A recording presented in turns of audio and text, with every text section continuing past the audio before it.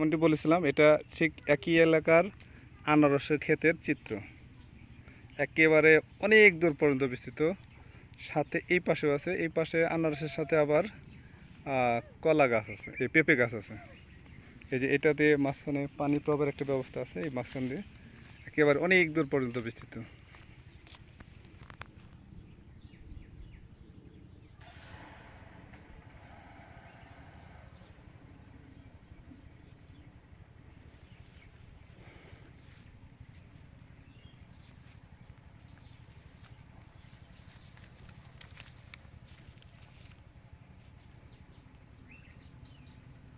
যত দূর চোখ যায় শুধু আনারসের ক্ষেত এবং সাথে কলা বাগান, সাথে পেঁপে গাছ।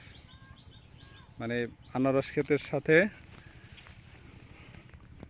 কলা গাছ এবং সাথে পেঁপে গাছ।